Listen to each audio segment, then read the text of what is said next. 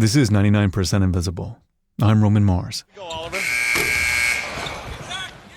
On a March afternoon in 1996, the Toronto Raptors, a brand new team in the NBA at the time, were playing the Chicago Bulls. Jordan fadeaway jumper from the base. The Bulls were the best team in the league, and the Raptors were pretty terrible. 36,000 fans showed up that day, and the Raptors actually beat the Bulls. But it was a mostly meaningless game at the end of the season. This is reporter Whitney Jones. And what's so interesting to me about this game isn't who won or how the teams played, but the way they looked. There's the Bulls, who are just classic NBA. They've had the same logo since 1966. They're wearing their red away jerseys that look basically like every Chicago Bulls jersey ever. It's red with the word Bulls written across the front in black and white lettering. It's simple, classic. But then, there's the Toronto Raptors.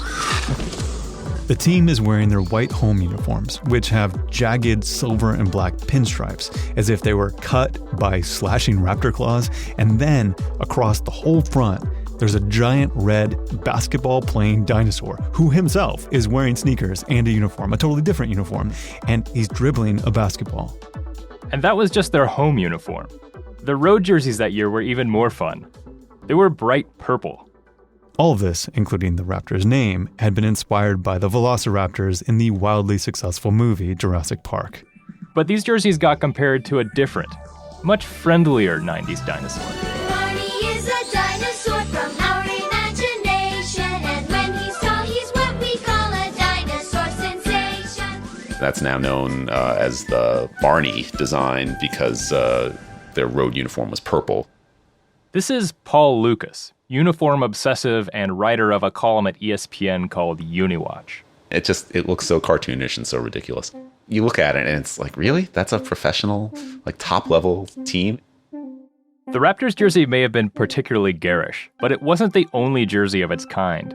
The 90s were this insane decade of NBA uniform design that produced some of the wildest jerseys that have ever graced a basketball court.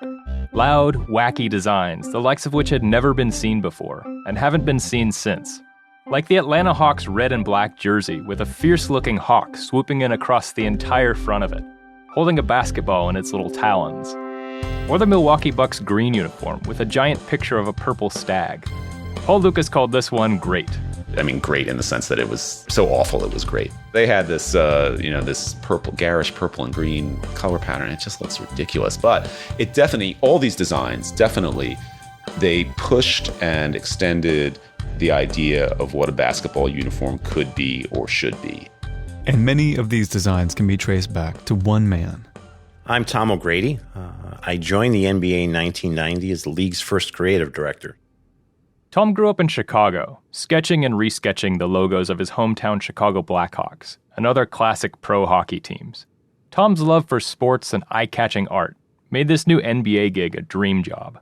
My first day at the NBA was just filled with excitement. I'd always been a big sports fan, and I loved design, and I studied graphic design here at Columbia College back in Chicago. And so when I walked in the door in June of 1990, I kind of had to pinch myself because I really didn't believe what was happening. Before Tom O'Grady joined the league, most NBA jerseys looked something like that classic Bulls jersey. They had simple 2 or 3 color schemes with the team names across the front. There might have been a stripe here or there, maybe a cool font, but that was about it. And they weren't designed by designers. The process of designing team uniforms was mostly left up to team equipment managers because they were responsible for getting the players outfitted to play the games. Mostly this consisted of the equipment managers flipping through a catalog and choosing a design they liked with the right colors. It was not a sophisticated business, let's say that. They were happy just to get uniforms on the players' backs.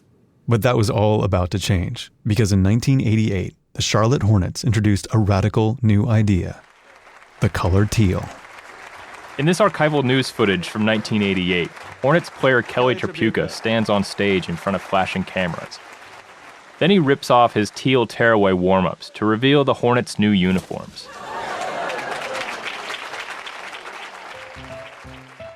Teal was not a traditional NBA jersey color. It's not NBA red, it's not NBA blue, it's not Celtics green, it's not Lakers yellow. Tom O'Grady had nothing to do with the teal Hornets uniform, but he took it as a sign that the league was ready for bolder designs. It was a kind of a leap of faith for the league to say, this is not really something we've seen before, but as an expansion team, we'll probably let you have this one because maybe there's something new we can learn from this. And it turned out fans loved the teal Hornets jersey. It looked fresh and different. It was really very popular. They soon became known as the Men of Teal. And all of a sudden, the Charlotte Hornets had gained great recognition before they'd ever played a basketball game. When Tom O'Grady was hired as the NBA's first creative director 2 years later in 1990, he wanted to push jersey design even further. Not just the colors, but the designs on the uniforms. Until the early 90s, there had been real limits to how wild you could get with these designs. Because all the details, the numbers, the names, and the logos had to be sewn on. To do any kind of complicated graphics, it would have taken a massive amount of embroidery. And all that thread would have added additional weight and made the jersey hotter to wear. But soon after Tom O'Grady joined the NBA, he would get some new tools to work with. Computer programs like Photoshop and Illustrator helped him dream up new logo designs. And there was a new technique to get those drawings onto a jersey. It was called dye sublimation. Sublimation changed everything. Sublimation is a process of printing dye directly into the fabric. Now for the first time, you could design something in Photoshop. You could make it big and you could add a bunch of different colors. Then with sublimation, you could basically print that design straight onto the material without any embroidery or extra weight. So it allowed us to start to take things we would never normally even consider doing on a jersey. And we started doing more outrageous uniforms and stuff because we could. We can, so we will. Tom's first big design was for the Phoenix Suns, who were celebrating their 25th year in the league. They were moving into a new arena, and they wanted a new look. So Tom met with their team owner, Jerry Colangelo. Jerry was great. He was a fellow Chicagoan, so as soon as he heard my accent, he's like, I think we're going to get along. I think us Chicago guys kind of get this. Here's what I want to do. I want to have a logo that's going to last for the next 25 years. I don't want to have to change it, so I want something futuristic but classic. So Tom and his team start in on this Suns redesign. They come up with this big basketball that's also a sun. It has these long red to orange gradient sun rays coming off of it. And then they print this and a bright purple background onto their new jersey. It's not exactly what I would call classic, but it is bold. Definitely bold. As luck would have it, the Phoenix Suns made it to the NBA Finals that year. And the whole country got to see that bright purple jersey with its blazing basketball sun all over national TV. We got exposure for that uniform that was priceless. That changed everything for us. We were able to do things with uniforms that we could not imagine even 2 years before that. Like a teal Detroit Pistons jersey with a flaming horsehead logo, or a pinstriped Houston Rockets jersey featuring a cartoon rocket with an angry face on it. Over the course of the decade, 2/3 of NBA teams got new uniforms with new logos and new color schemes. There was a lot of teal and purple. 3D lettering and oversized graphics were everywhere.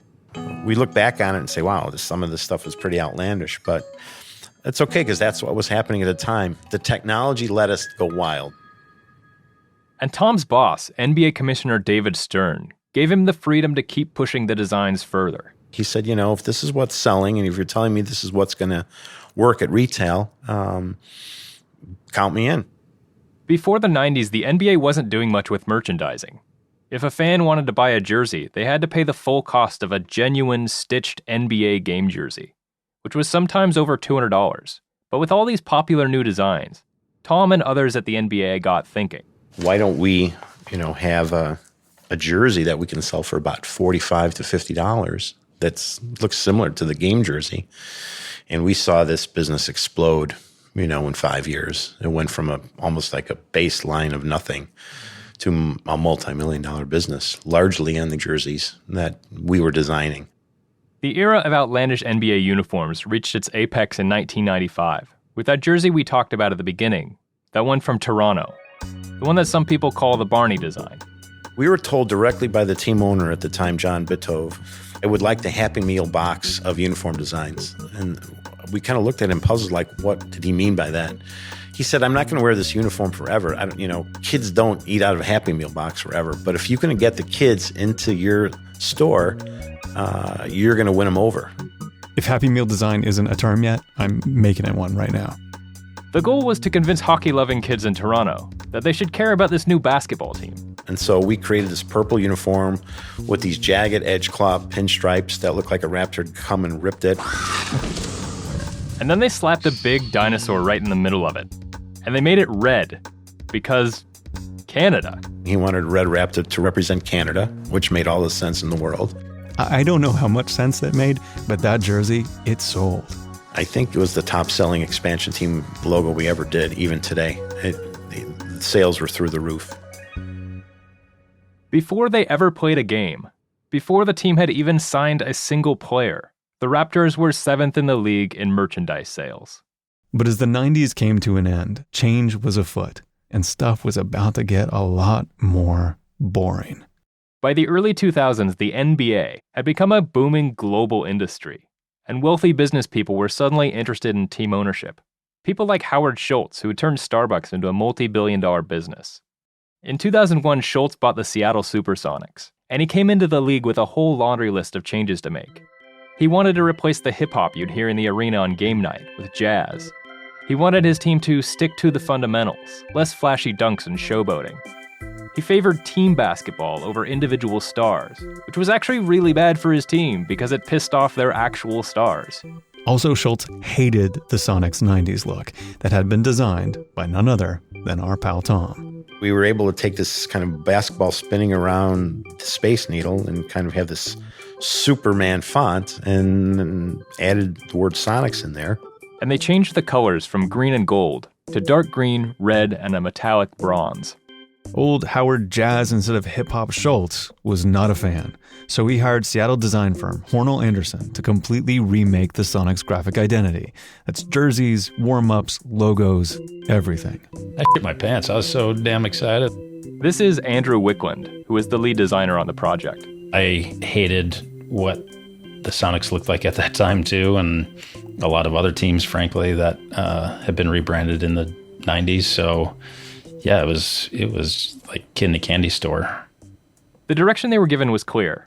Immediately go back to the old classic green and gold color scheme and do something iconic. Howard's words were, I want this to be something that nobody would ever want to change. I want it to be the Chicago Cubs, the New York Yankees, the Green Bay Packers. Those are solid shapes, simple shapes. They are simple color palettes. Its simplification is its strength. By the start of the 2001-2002 season, everything was in place. Green and gold, no 3D anything, no giant logos across the chest. The uniforms looked like an update of the ones they'd started wearing in the late 70s. But if Howard Schultz was committed to making the Sonics an iconic franchise with an iconic look, his commitment didn't last very long. In 2006, he sold the team, and the new owners moved the Sonics to Oklahoma City. But Schultz's aesthetic vision rippled throughout the league. Throughout the aughts, one team after another slowly returned to the old color schemes and lost their big graphic jerseys. Even the Raptors look has completely changed. This year, the two main jerseys were red and white, and they just say Raptors on the front in a simple font. No crazy claw marks, no dinosaurs. And it's like I've seen better intramural jerseys at a college. Here is Tom O'Grady again. There's nothing to them. There's just zero, they're lifeless. And I don't get it. Say what you will about Tom O'Grady's jerseys, but they were not lifeless. His designs are mostly gone from the NBA now, but they live on in blog posts and listicles of people's favorite jerseys from NBA history, or their least favorite. In their 2015 list of the ugliest basketball jerseys of all time, Sports Illustrated wrote, quote, "The Toronto Raptors cartoon dinosaur logo is one of the worst in all of sports. Thankfully, it will soon be extinct." But Tom doesn't mind when people call his designs garish, or even ugly. He's proud of that Raptors jersey. It was meant to be provocative. It was meant to be kind of eye-catching. We could have taken and started out with, a 72-point Helvetica that says Toronto and a big number on the back and call it a day, but I think that would not have been a memorable identity nor a great way to introduce a new team into a new market. And if people are still talking about it, then he did his job, right? I'm fine with the criticism about people thinking it's the worst thing ever because it certainly says that, hey, we noticed it, we have an opinion about it, we have a strong opinion about it, but we remember it, and I think that's great. And the Raptors' original plan to hook kids with the Happy Meal of NBA jerseys, love it or hate it, you could argue that it worked. Today, Toronto has a loyal fan base. And over the past 5 years, they've had some of the highest attendance numbers in the league. And as for those bold 90s jerseys, they haven't actually gone extinct. There are now entire companies that produce retro jerseys, and many of the designs Tom O'Grady and his team came up with are really popular. And one of the top sellers is a bright purple jersey with jagged claw-cut pinstripes and a red dinosaur dribbling a basketball.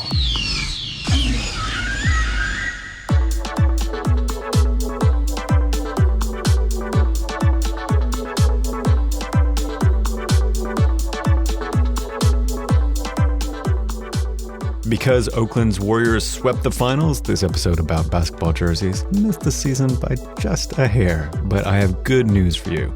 It's time for the World Cup, and we have the perfect design nerd World Cup conversation starter after this. So most major sports that involve a ball, including basketball and baseball and American football, they went through early periods in which actual ball designs varied a whole lot. But in general, the shapes and the materials and dimensions and the basic look have all become standardized over time. You know, in the NBA, you've got a big brown ball of a certain exact size with thin black lines. Major League Baseball, there's a small white sphere made with exactly 108 double stitches of red yarn. Stitches, yep, exactly. And then in the NFL, everybody uses the same brown prolate spheroid with white stripes and laces along the top, inflated to a very narrow pressure range of around 13 psi. Or you get in trouble if you don't. Big trouble. Oh, yeah, because these are carefully inspected, measured, stamped, and sequestered before the game. That is Kurt Kolstad I'm talking to. He's our digital director. And we're going to talk about a type of ball that is a bit less consistent. It continues to change year after year. It is the soccer ball. In 1930, at the first World Cup, the two teams competing in the final game couldn't agree on what ball to use. So FIFA actually stepped in and had them alternate between two different balls, using one team's pick for the first half and the other team's pick for the second half of the game. Going forward, FIFA ruled that there would be just one ball per competition. That makes sense. So the two balls in 1930 looked pretty similar. They looked kind of like volleyballs. They were pretty rough looking, and you could see the laces around it too. Yeah, and those were pretty typical for the time and for the decades after. Most balls of that period followed the same basic model, long strips of leather stitched together into a rough sphere. Most were of a single solid color, too, usually neutral browns, yellows, oranges, off-whites. But the ball design I grew up with didn't look like that at all. It was made up of this very uniform patchwork of high contrast, black and white, geometric shapes. And that's the same exact ball I grew up with, that classic soccer ball that's very recognizable and basically iconic at this point. In fact, if you do an image search on the web for soccer ball icon, that's exactly what you'll find. And so how did this become the design that everyone thinks of? Well, soccer balls first started featuring this distinctive pattern of, pentagons and hexagons in the 1960s. But then it got really famous when FIFA used a version made by Adidas for the 1970 World Cup. They wanted something high contrast, so the gameplay would be easier for viewers at home to follow on black and white television screens. The so-called Telstar ball was an instant hit. The name Telstar is a portmanteau of the words television and star because it was meant to be the perfect soccer ball for televised games. The name was borrowed from the Telstar communications satellite, which was white and spherical and had black solar panels all around it. A lot of subsequent balls have continued to use the same basic approach of alternating darks and lights. But the designs have really evolved, too. Over the years, official balls went from having 32 to 14 to just 8 panels or fewer in some cases. And this isn't just cosmetic. Those different number of panels actually change the function of the ball. Yeah, they affect the shape and how the ball performs on the field. They make a really big sort of structural difference. So can you tell me about this year's ball? Yeah, so this year, Adidas, who, they've been designing these balls since 1970, and that famous Telstar ball, they're back again, and this time they're actually bringing back the Telstar with the Telstar 18. How similar is the Telstar 18 to the original Telstar from 1970? So it does have black and white, but this new 6-panel design actually also features a digital grid pattern of gray pixels that fade between the extremes. And while the original Telstar could be easily abstracted into a logo, or shrunk down into an emoji, this one has too much detail for that. It seems more designed to sell the latest cool-looking ball than to actually work as an icon. Right. Well, I guess you can't make icons every single year. Yeah, not every year. But it's crazy to me that they keep changing the design and forcing professional players to deal with different shapes and weights and aerodynamics like over and over year after year. That's crazy to me. Yeah, and it's been a big source of controversy, too. Ahead of these World Cup competitions, some players complain about having to figure out how the latest new ball will actually behave on the field. And it kind of makes you wonder if FIFA should just stick to one basic, uniform, structural design. Right. Like figure out what the best geometry and materials, and then you can make superficial changes that change the look, but don't change the actual function of the ball. But meanwhile, for better or worse, there are a lot of different designs out there, and you can see a ton of them on our website. It's at 99pi.org.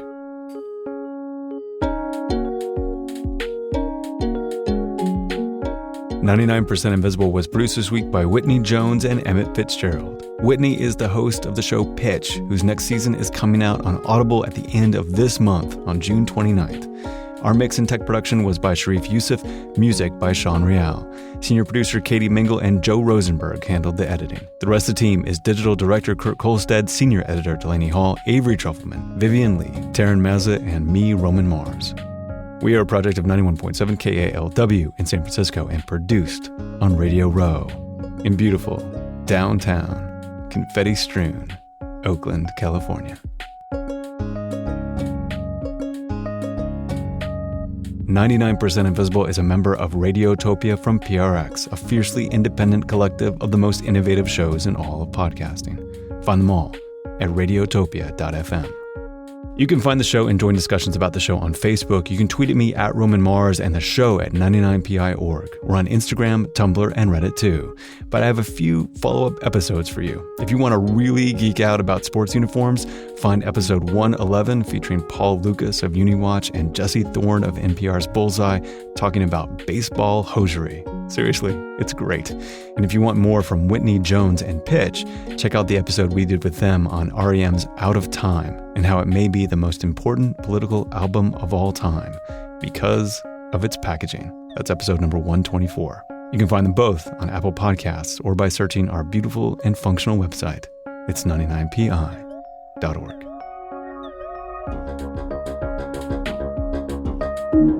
Radiotopia.